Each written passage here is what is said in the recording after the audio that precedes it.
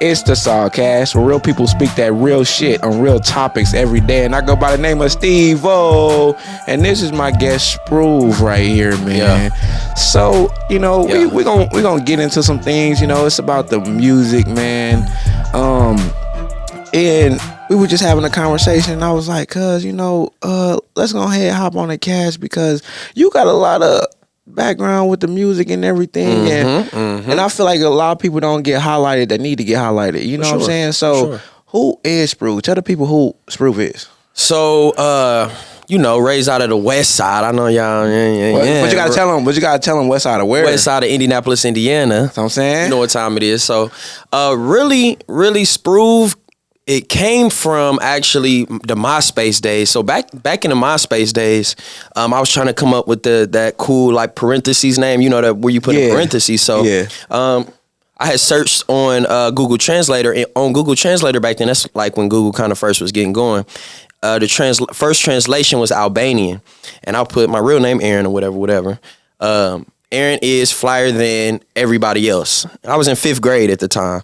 And the translation, I saw Sprove meant flyer than. And I'm like, at the time, I remember specifically, I had them shell toe LeBrons. You remember them white shell toe LeBrons? For sure. And I was the only one in the 5th grade with them. So I thought I was flyer than everybody else because I always had the exclusive shoes. So boom, I took that and ran with it forever. So started that in the 5th grade in MySpace. Then when I got to high school, one of my best friends, Desmond Riley, we ran track together. And we kind of had like a fraternal type vibe of like we all stayed at his pop's house. His pop's was had used to be in the NFL, and he pretty much would be in and out of the crib. So he just left us a crib. So we pretty much got to just be there. But he started calling me Sprove back in high school, and he was very loud. So on, you talking about the father or the friend? My friend always called me that like during track meets and all of this, yelling it because he was real loud. So my coaches start calling me that, and then everybody started calling me that in school, so it became my name in high school. And then I wasn't even rapping, and I wasn't a rapper. I remember specifically in high school though, it was a dude by the name of Aaron Hanley. I would always go to his crib, and he would always freestyle, and I was like, what? And him and this other dude named Brent had made this mixtape back in like 6th, 7th grade that was so hard, and I'm like, dang, I want to be a rapper, but I just couldn't figure it out at the time. Right. So then when I got to college, boom, bam. Shout out to Kappa Alpha Psi Fraternity Incorporated. I ended up getting crossing Fall 13 Initiative, Folk Club, and then that is. But you gotta let them know it's at the Alpha chapter. Alpha chapter. All right, Alpha chapter. Indiana University. I wasn't know. Alpha chapter. Let them know. Alpha chapter. Kappa Alpha Psi Fraternity Incorporated 4 Club. But yeah, I ended up. We had to make songs for the older bros, and ended up none of the other bros could really write. My pen game was crazy, but it was just I was kind of nervous, kind of scared a little bit, but they kind of brought it out of me because not to say that I was forced, but I had to perform in front of them, and you know how in a way, you know how I go. I had to perform in a way, so part of the process. The first 3 times that I performed in front of them, I would perform it. So when me and my line were together by ourselves in a room, boom, I'll be able to rap it in front of them. They like, that shit hard, like that shit crazy. Yeah. But then when we get in front of the bros, I'm like, that happened 3 times in a row, and then it never happened again since then. So that's how the name spiraled, Sprove, and then ended up crossing. Then I dropped Pacific. For everybody that know about Pacific and IU, they know about Pacific. If you was at IU during that time, you know about Pacific. So that was kind of like what started it all off and continued on up until now. So yeah, the gist of Sprove. So what made you want to continue, your journey in the music? Really just chasing a high. I'm not gonna lie. Really, the reason why I got into music was when my grandmother passed. It was a coping mechanism. So the continuation came from just the high that it gave me, and it gave my mind like a relief kind of relief, keeping busy. Like it was just something. It's just something that like relieved the pain of my grandmother passing. So then it kind of just continued on from there. From there, I'd use it as a coping mechanism. Like I write pretty much, at least it used to be every day, but like now it's about 3 times a week. Even though I'm not releasing nothing really, I haven't been, but I'm about to start. Yeah.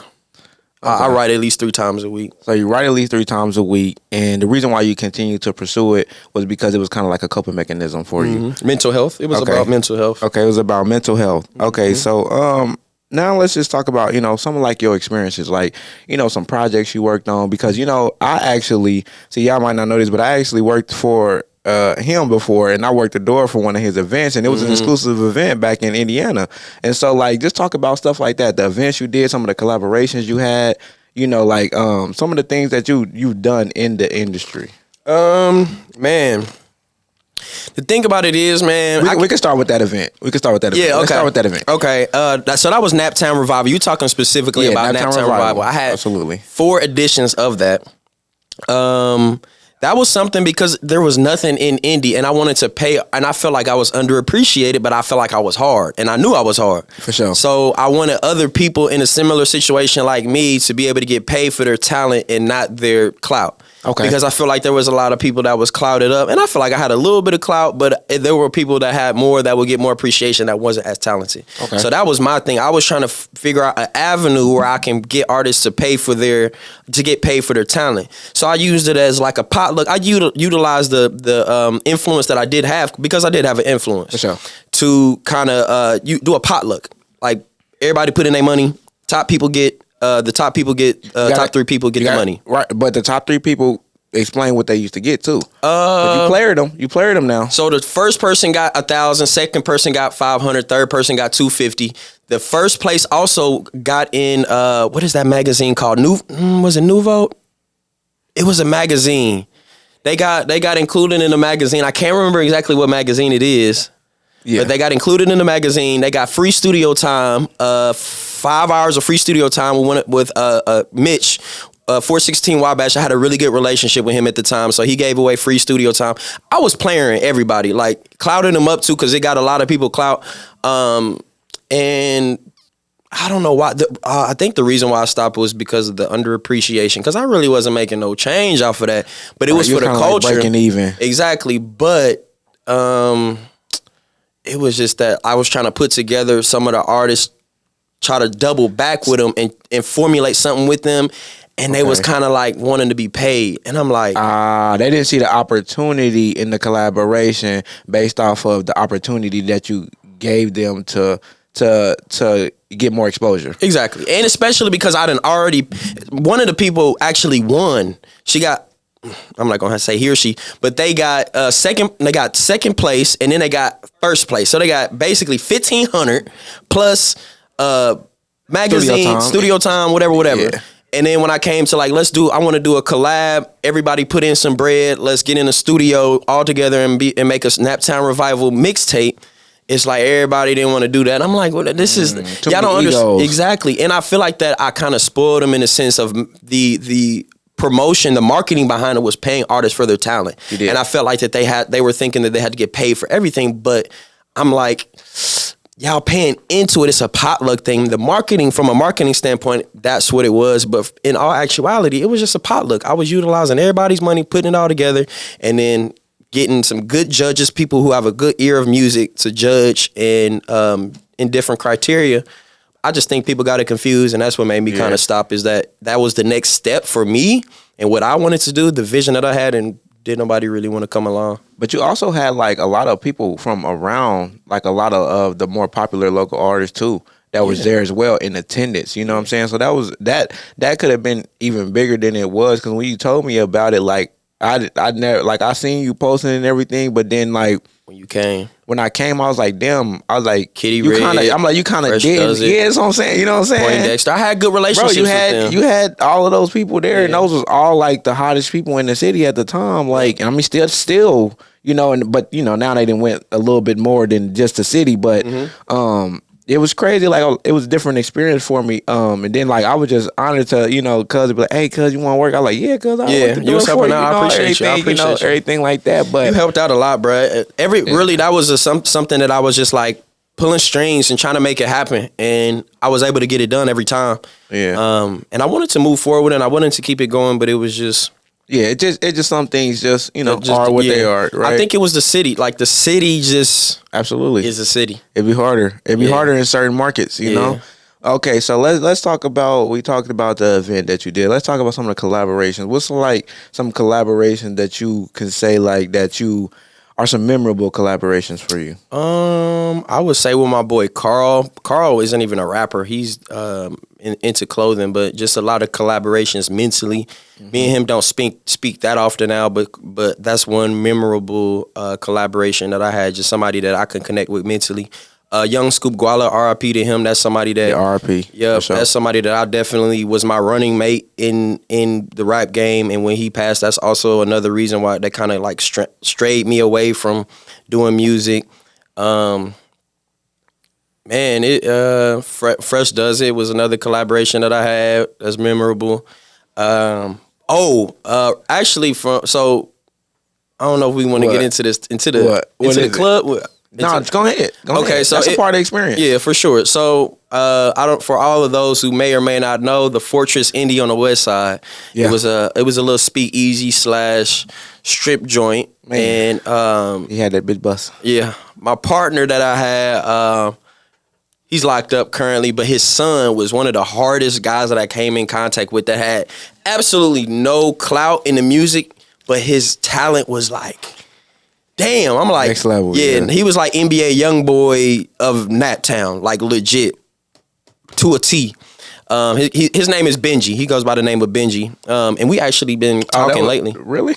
Yeah. I didn't know that. Yeah. Because we spoke about it, but I didn't know the actual name behind it. Yep. Damn, Benji. yeah, I actually used to, listen to him. And shit. His shit hard, bro. His Yeah, I shit used to, hard. that's what I'm saying. I used to listen to him. That's great. Yeah. That's great. Full circle moment. Yeah. And I spent a lot of time with his pops and then with him also. And we got some just unreleased music videos that's unreleased that I'm actually starting to bring back to fruition. I found a good editor that's gonna do it for a good price. So that's why I really am happy that you said something about coming on this podcast because everything is coming. The merchandise, the editors, since moving here at least. Right. Because it's a bigger market, so then you have more available to you, right? So and then it's more people willing. I will say that's what I like about Dallas is it's more people willing to work with you. You know what I'm saying? More of us is looking like us is doing what elevating us. You know what I'm saying? But yeah, so talked about the experiences and everything. So okay, since I'm IT, I always kind of like to put a little IT in there, right? So now we got artificial intelligence, man.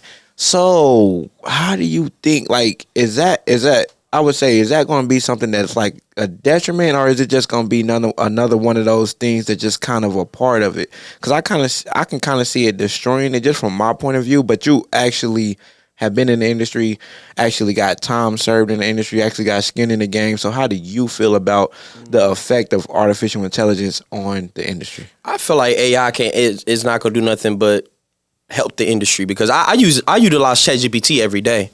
Like I used to use so when I got stuck mentally, like with some of my rhymes, I would go to this website called rhymezone.com. This is it was like a cheat code that I would use. If I couldn't think of a word to rhyme or whatever, I type in on a rhyme zone. But now with ChatGPT, it's kind of more of a Grand Theft Auto 6 cheat code, like something that ain't even that we not even ready for, but we have availability to use, and it's just gonna make everything much better. I feel like it's a cheat code, yes, if you're able to grasp what it is and how to utilize it. You're just gonna be ahead of the game, and if you don't figure out how to utilize it, like anything else in technology, if you don't keep up with the technology, you're gonna get lost. Just like CDs, Spotify, you're gonna get lost. If for those companies that didn't cross over from CDs to streaming, they got lost. Facts. So if you're not crossing over from using everything of your brain power versus moving on and utilizing AI for the better, then you're gonna get lost in the sauce. So you heard what Sprove said. You're gonna get lost in the sauce if you don't use your tools to your advantage. Oh, you hear me? Lost in the sauce if you don't use your tools. I like that. You heard me? But so all right, we got the artificial intelligence, but you know, it's kind of tricky with the relationships. You know what I'm saying? Let's switch it to the relationships because you've been in it for a while. I'm sure you've been in different relationships as you've been in it. So how does it affect your relationship? You know what I'm saying? Is there a jealousy factor? Is it just like, like, does it have any effect on your relationship? My first relationship that I had while I was in music, No, it's never really affected. No, it's never really affected my relationship because I usually always pick a woman that's not jealous. And I'm always honest from the jump, from the first day that I meet you. I just throw it all out, throw it all up, like everything I always have believed since I was 24. That's when I stopped lying. So if you lying right now, hey, young men, just don't lie to the women.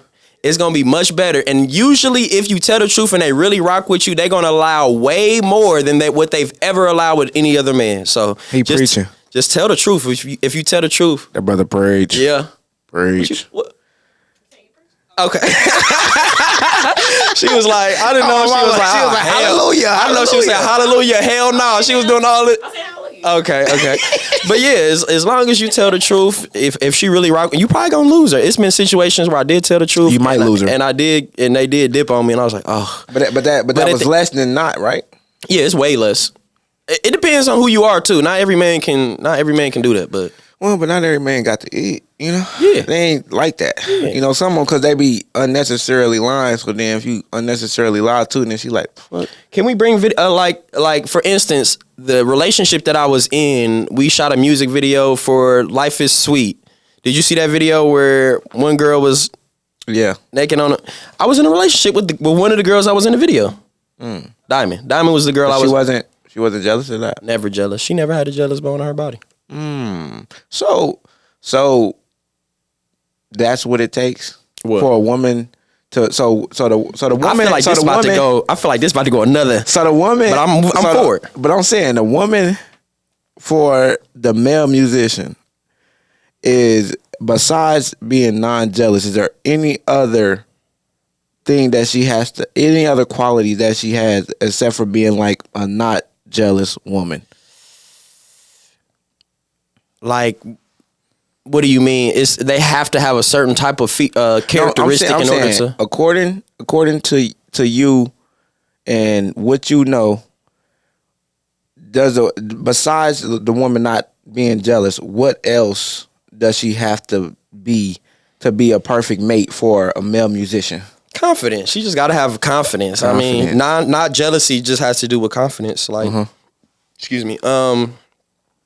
I feel like also that she just has to be open-minded. Like, I did have a relationship kind of when I was in a hiatus for my music where she was real jealous, but I really wasn't releasing that much music at the time. And me and her ended up didn't work out because I knew once I got back rejuvenated with my music that it wouldn't work because I'm always around women. I'm always contacting women to do things that I need or be in music videos or do music together. But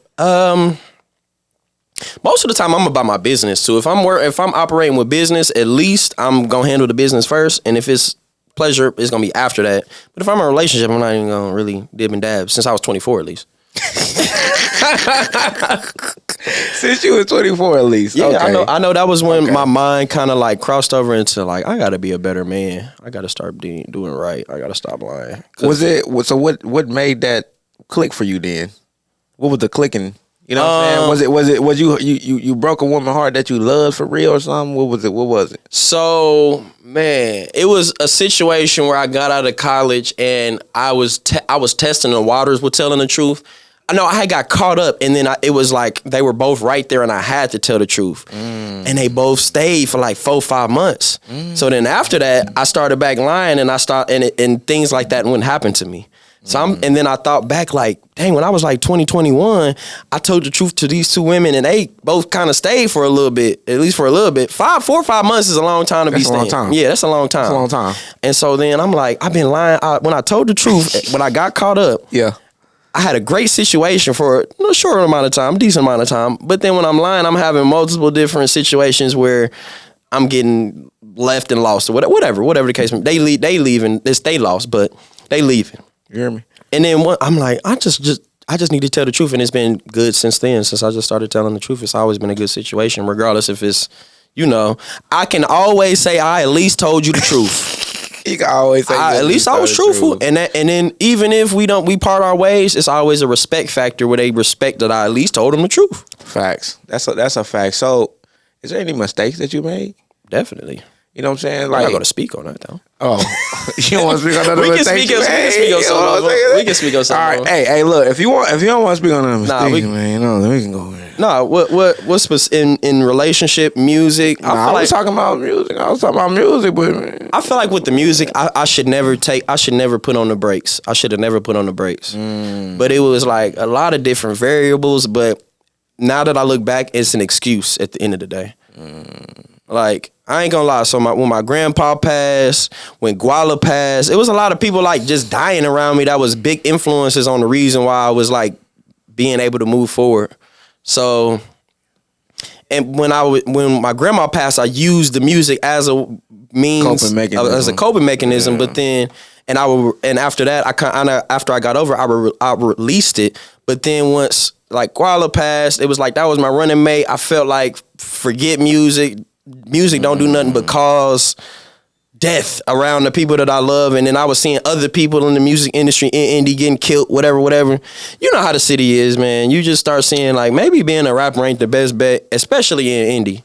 Cause it's like you can't even, you just get to the tip of you barely get to the tip of the iceberg and people will just want to off you. Yeah. And it's like, because it's a less resourceful city and they see you as a resource. Exactly. And then they want, you know, a lot of times they may want the resources that you have, so they eliminate you and don't understand that what your impact is on the people around you. Yeah. Because it's kind of a selfish thing, right?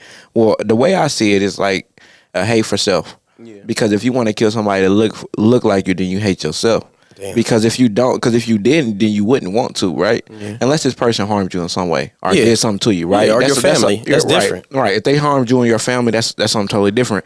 But just because a man is succeeding is crazy to right. Just because he's succeeding, I feel like that's an issue that we have in general, though. Right, is that we don't want to we have more envy, and we should have more inspiration.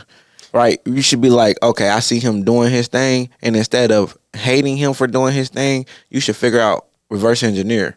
Yeah. How did he do that? How'd that brother get there? Because maybe if I follow some similar steps, I can get there, right? Exactly. But we have too much laziness now, right? With these phones, people picking this up, and then now they're looking at somebody highlight, and then they're comparing their current life to that person highlight, but they don't know what that person went through to get there. Yep. Right? So I feel like it's too much of that going on. And if we appreciated the people like us' success more, then we could get further, and we could have more of our people not die because of hatred. Yep. You know? But and stemming off of that, also that's one thing from with Guala that I appreciated is that was somebody that was competition, that was motivation, inspiration, cheer me on, I cheer him on. If he did something good, it'll motivate me to I need to do better. You did this, I need to do better. And he'd tell me you need to do better.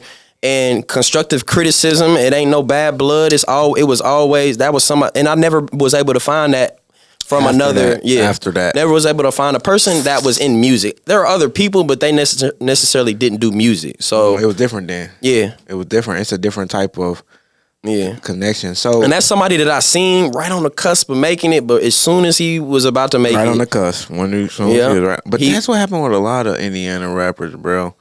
Like, soon as they right there, something happens. Yep. Either they go to jail, or they 6 feet. Unfortunately. And not to say that strayed me or scared me away. It's just like if I really, really want, when I'm really gonna put down and really try to make it, I need to be out of this city because I see what happens to the people that are in the city. It's a trend. It's literally trending. It is trending there. It's trending. It is trendy there. So for sure. In Dallas, that's when I was like, if I come to Dallas and find my tribe, and I feel like I'm kind of fine, you kind of know who my tribe is. Yeah, you done been there, done that. So, just around people that's, you know, your net worth is an average of the 5 people that you keep yourself around. So I'm just trying to keep myself around people with a high net worth, mentally, emotionally, financially.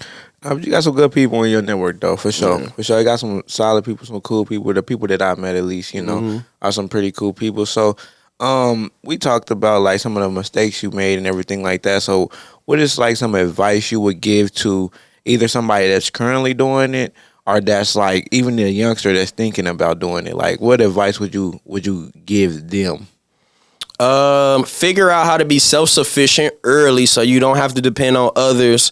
Studio time is very expensive. Figure out a way to record yourself, mix, master yourself. Everything gets expensive as an artist. So studio time, then you got to pay a videographer, photographer. Get a camera, figure out how to set up a tripod, and figure out how to do still shots, still videos. Figure out how to edit it. Figure out how to light it up. Yeah, I mean, self-sufficiency, and focus a lot on the marketing and merchandise. Make sure you get you some merch. That's what I messed up on. Is what I was. Make sure you get you some merch.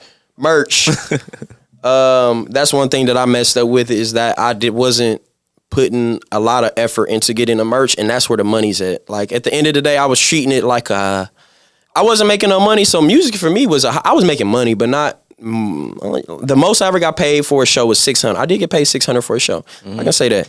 But as far as like making thousands and thousands of dollars per month at least, never was able to do that with music. But with the merch, it's possible.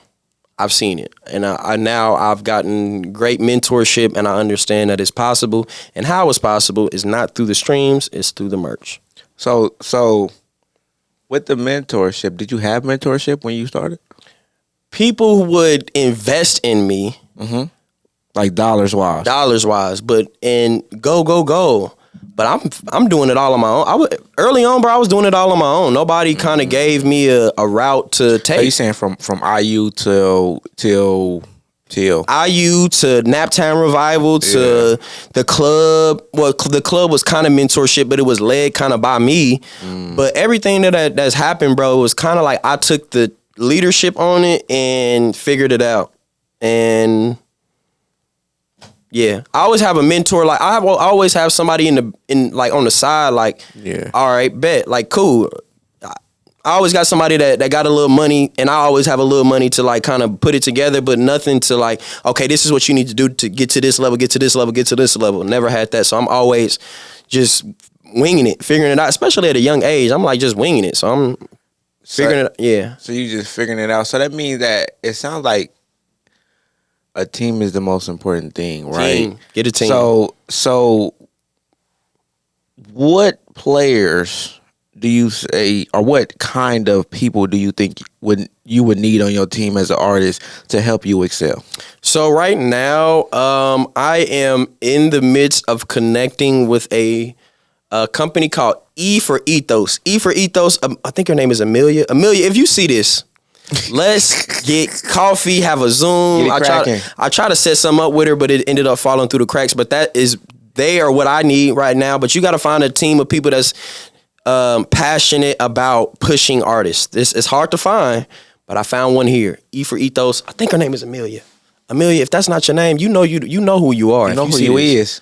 You know who you is, and you know who you talking about. So, shit. I'm gonna find her name. Hey, but it's cool. We'll get it right. Though. Yeah, we'll get it right. Shit. So the last thing that I was gonna say, let me see. What was it? Oh, yeah. So what's the next direction? You know, what's next for Sprove? You know what I'm saying? So I started, when I came here, I started this thing called Shooter Shoot ENT. So I kind of transitioned the Fortress, which was the club in Indy, to Shooter Shoot ENT. So it's just about shooting your shot. And that's what it was about. And that goes to and that's just with anything and everything in life. Now I know. Anytime I go to his events, I'm shoot your shot. But that's not even just in relationship wise. That's just in life. Just take your shot. Just take the shot every time. Don't stop shooting, because that's where one of the mistakes that I made was I stopped shooting. I stopped taking the shot, so I got rusty. And if you stop taking the shots, you get rusty. But shoot is all about just keep taking them shots. Just keep shooting, and then eventually you become good at taking them shots. Eventually you get 90% from the free throw line if you just keep shooting the free throws. It can be free throws. It can be little. Practice, or you can then you start taking the threes, and you start swishing the threes 10 out of 10. So practice makes perfect. Practice makes perfect. So just keep going, keep shooting. And that is really what I made a couple of songs that have to do. I left my Glocky on the counter. Hey, it's been waiting for an hour on me. and I miss my baby. Hey. I left my Glocky on the counter. It's been waiting for an hour on me. And I miss my baby. Hey. So I've been making songs about shooting in a sense. And I think that it needs to be an album. There's an album getting created called Shoot or Shoot. Or Take Your Shot. I don't know yet, but it's going to be along those lines. One or the other. Yeah. Take Your Shot, Shoot or Shoot. Shoot or Shoot sounds good. Shoot or Shoot, take your shot. Shoot or Shoot. Shoot or Shoot. That might be the one. Shoot or Shoot. For sure. And this is SawCast. So I appreciate you, cuz, you know what I'm saying? Getting on here, spending that wisdom. So where can the people find you? SPROVE _ on Instagram. Or if you just search that name, I'm the only person to pop up. The SEO is SEOing for me. I don't know about. There's also, though, if you search Sprove, if you scroll a little bit, you'll find a little grocery store out in Thailand. He fell it. It's a little, for real, it's a grocery store out in like Thailand. It's a marketplace. Yeah, but you got to go to the second page. I just, but the SEO is SEO, and you're going to find me if you search Sprove on Google. Google me, baby. Googling, baby. And that's the SawCast. Appreciate you, cuz.